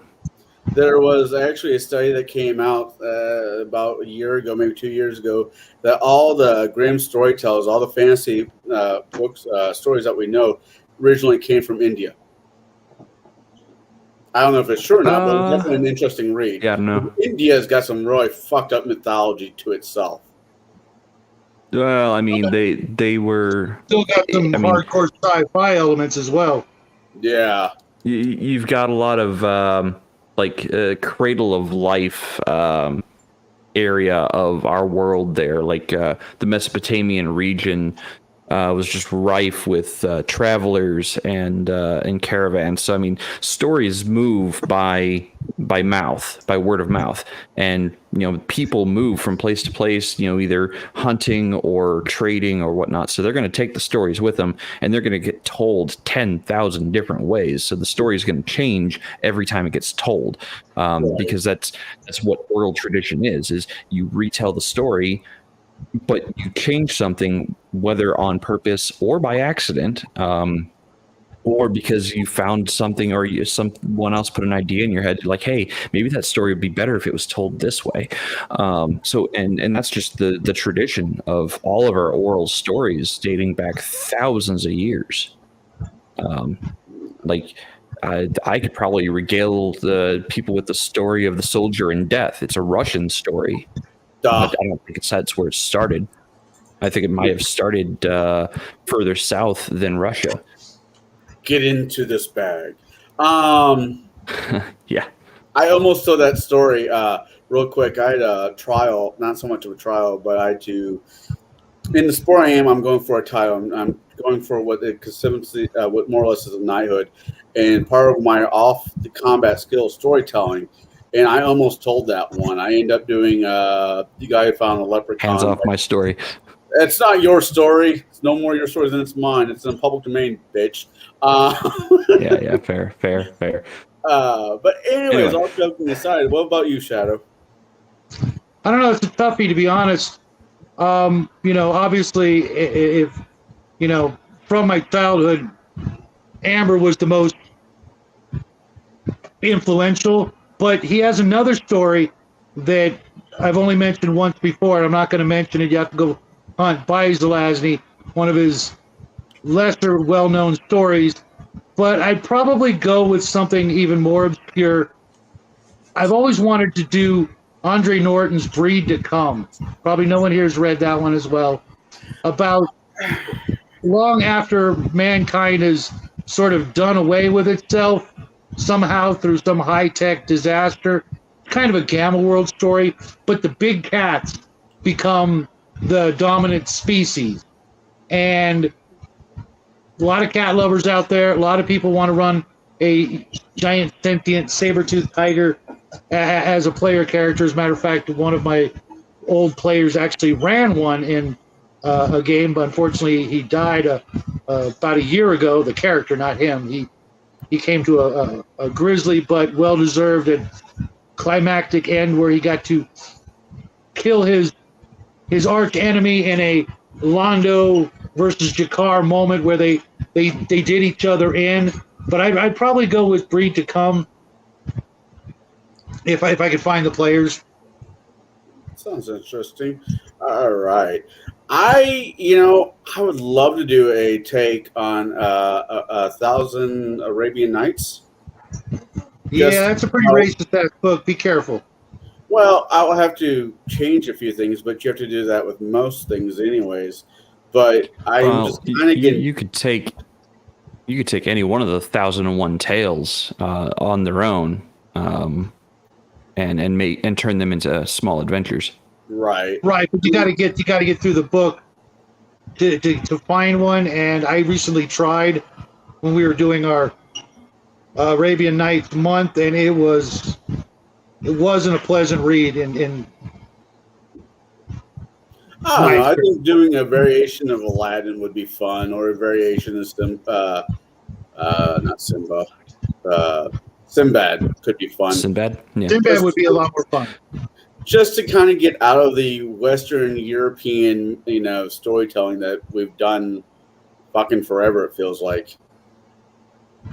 That's why the Al-Qadim book came out. It was a good, it was a nice change of pace, and they're not too expensive. I actually have a extra copy of the original Al-Qadim handbook, as it were, because I accidentally bought one thinking I didn't have it, but in fact I did, and it's not too bad. It could be done if you've got the right-minded players. It'd be a lot of fun. It's just, it depends on, like all things with the group. If you've got, a bunch of people that are into it, cool. I'd start with watching the original Harryhausen Sinbad movies and get them in the mood. Run, have a movie night. Rent or purchase the box set of the 3, and see if there's any takers. After that, you're golden. Gotcha. All right, really quick. Kai, you said you wanted to change. Oh, no, I'm good now. I just realized that while the choice I would like would be fun, for me, I doubt anyone else would enjoy it. So no. Out of curiosity, what is it? I mean, you never know. I will always point towards Shogun. I was sick with the flu, and my dad threw Shogun at me and said, "Read it." That was not an easy read as a small kid, because he said books you read as a child. Yeah, no, I get you. I mean, I understand. So, but I realized that looking back and going, I enjoy those kind of books. I enjoyed that book immensely, but I don't think most of my friends these days would enjoy playing the lead up to the Sengoku Jidai. I don't think most people are going to be like, ooh. I want to play. I want to play the last months before we start Sekigahara. I don't think most of them are going to do it.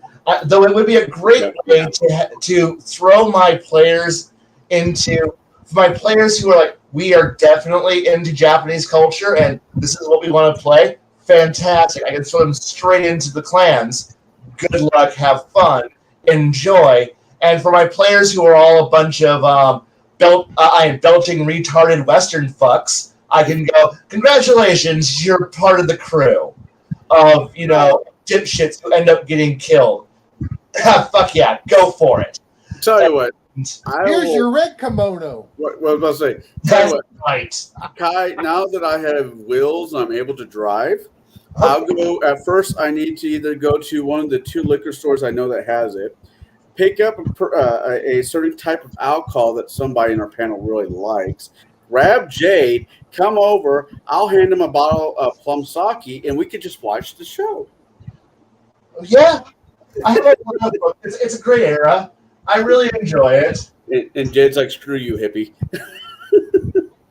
And yes, Barbarian Negation is a better story, but I didn't read that one until later in life. Remember, the question was, what did you read as a child or a young adult? As a child, because I was sick a lot, I was forced to read books that were way beyond where I was supposed to be as a child. That's why I have read The Silmarillion. That's why I have read, Red Storm Rising, Hunt for Red October, Shogun. Jeez, Hunt for Red October? Holy shit. Okay. That's light reading. Hunt for Red October is an easier read compared to Red Storm Rising. I mean, I'm not arguing. I didn't read that book until much later. I was never a big Tom Clancy book until later in life. I only like his early books. Like, once you got past Clear Prison Danger, stop reading. The books going downhill from there. Stop reading them. But since my parents didn't let me fucking watch TV when I was constantly sick with like pneumonia and the flu, so I read stupidly huge books because my dad's like, no, you don't get to watch television, and then pitches books that are way heavier than I should read at an 8-year-old, at an 8-9-year-old, and go, read this shit. And now it's like I have no comprehension of what joy is anymore in life. But it's like, did you read the Hardy Boys? No, I read about the destruction of the War of Wrath. What did you read? I read Nancy Drew. I read about a backfire squadron and wiping out a carrier. What did you read? Some eggs and ham. Some happy books about yes, and yes, I watched I read through the destruction of several major kingdoms, or a war, or just a nuclear, or how to steal a nuclear submarine. This is shit that small kids shouldn't be reading. Like, you shouldn't be reading about, wait, how does a nuclear submarine work? I guess, and this has been okayed and recommended by the Naval Institute Press. This is what you should be reading as a kid. No, you're not. But when you have a cruel ass father who goes, "This is the shit you're going to read," I'm sorry that I'm sorry that my like, yeah, I wish I could have read as a child, Jules Verne, all those nice little books and Wells. I would have loved that. I would have loved to have read, Sherlock Holmes as a child. No, Yeah, I actually did pretty early. I would have enjoyed that. I probably would have liked mysteries more, but no, mine was always about war, horrifying destruction, or horrible honor duels. You're not getting away with anything less than oh, I guess we're going to overthrow a major kingdom, and when is it okay to rebel? Like rebellion is treachery against your lord. It has only one condition when it's not. What's that? When you win. And it's like, you're like, that is the only condition in which you can rebel against your lord is when you can actually defeat them. And the lesson of Shogun, dear God. And so I'm sorry I don't have some happy books I would love to be able to read because I didn't have those. I mean, I had Dragon Rider Pern. That was considered to be a light read, dear God. Okay.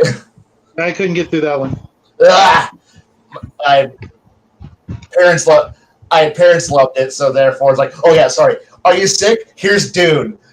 I'm still sick. I'm still sick and I finished Dune. Here's Children of Dune. Here's God Emperor of Dune. I don't want to read this anymore. Tough it. Either stop being sick or read more books. God damn it. But That's not how that works. Look, like I said, cruel parents. Cruel parent. All right. They don't watch your videos, do they? Well, the one who did it's dead, so there's no problem there. Fair enough. The Scarlet. All right. So we're kind of coming to the end of our time frame here. So what do we got going on this week? We'll start with Kai. Kai, what do you got going on this week? I'm going to have a rare weekend off, and no one's doing anything. I don't know.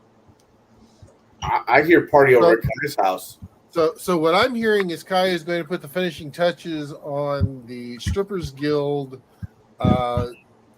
manuscript that he's writing on the breakdown of the organization and get it up somewhere so people can actually spend $1 or $2 to buy it. That's what I'm hearing. Okay. I got a project now. Let's go do it. See, I heard, party at Kai's house. You heard, hey, make Kai do more work. Well, no, what I heard was, hey, make Kai more money. Okay, touche. Fair enough. No, only one. He's not here.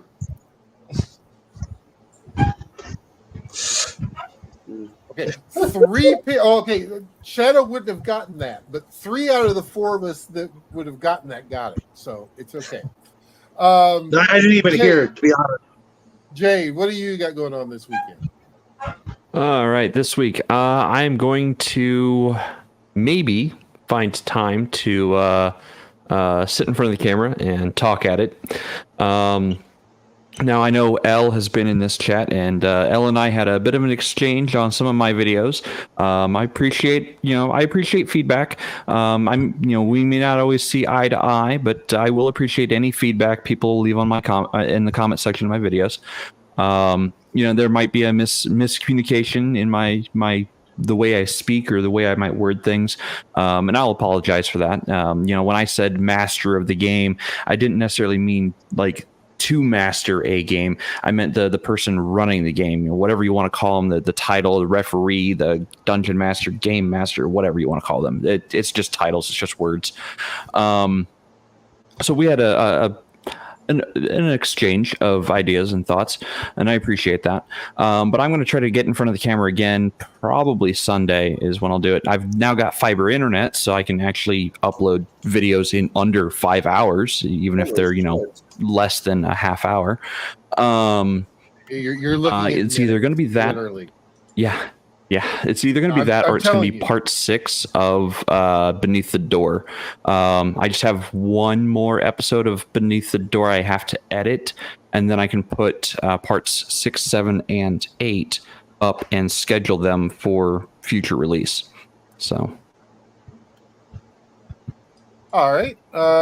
We will go to Connell. Connell, what have you got going on this weekend? Well, this weekend I have Sunday with Shadow and Sun, where we were talking about the island of Dr. Moreau, and there's been some conversation on what movie we should all watch. He's going for Michael York.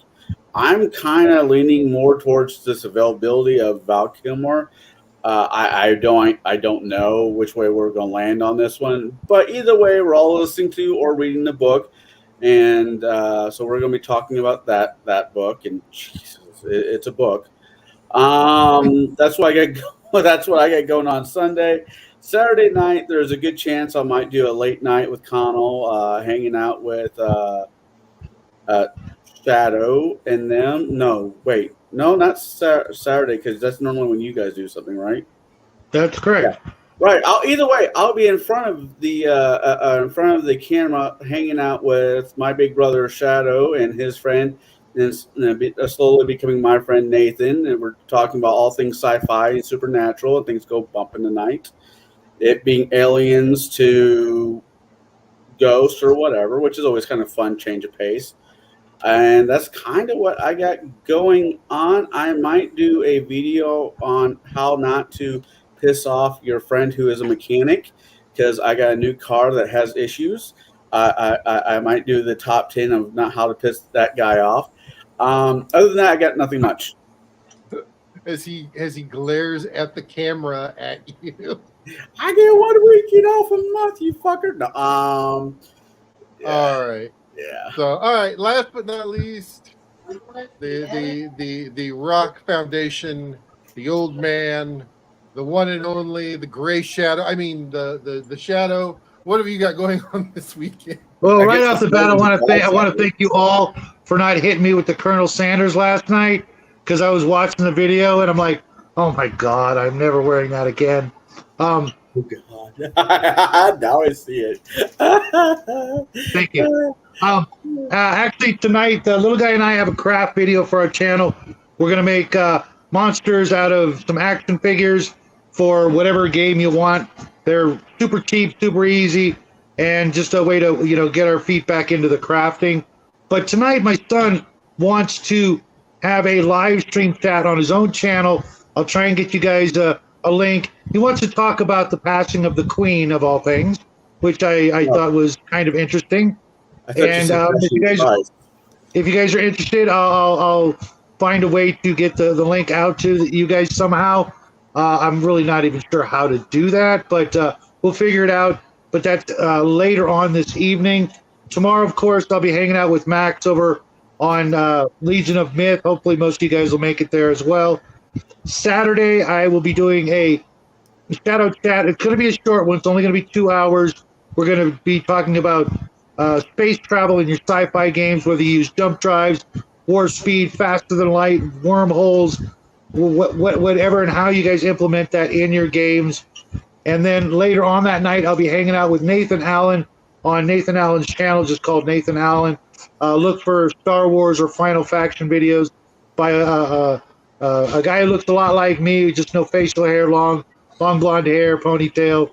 And we'll be talking about all kinds of paranormal and things like that, maybe cryptids, maybe Bigfoot. We never know. It'll go on until late into the evening.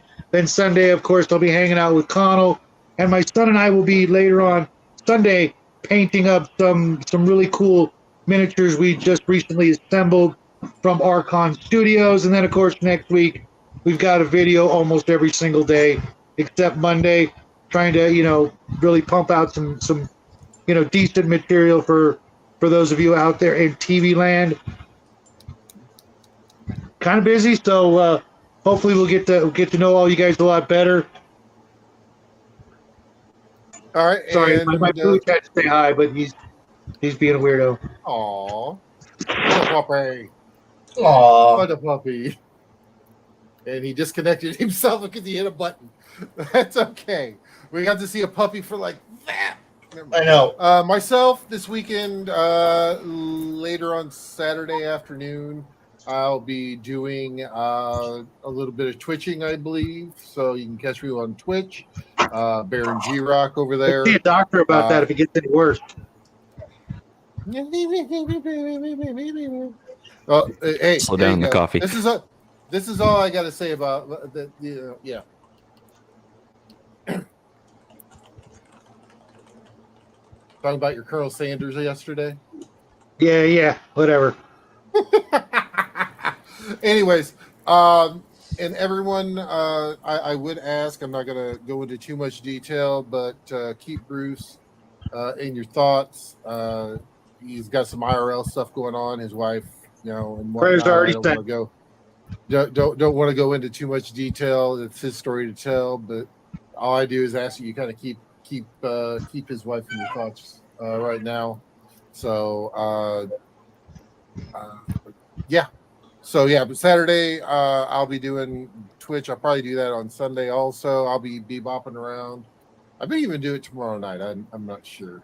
It all depends on how I feel. First, I got to work Saturday morning for a couple hours, but after that, then yeah, game on. So, all right. So everyone, we want to thank you very much for joining us not only on my channel but also on Kai's channel tonight. We did a little bit of a difference because unfortunately Bruce couldn't make it with us here, so we kind of had to throw it together at the last minute. I definitely want to thank everybody who showed up. You guys made the show for us, and we definitely thank you.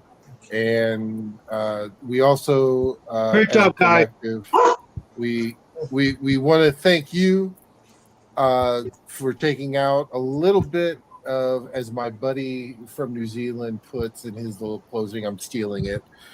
Time is a finite resource, and you have chosen to spend some of that resource with us tonight, and we do thank you and appreciate that. We will see you next week here at Table Breakers. Have a good rest of the week. We'll see you next week. Yeah. Good night, everybody. Arigatou gozaimasu. Yeah, whatever the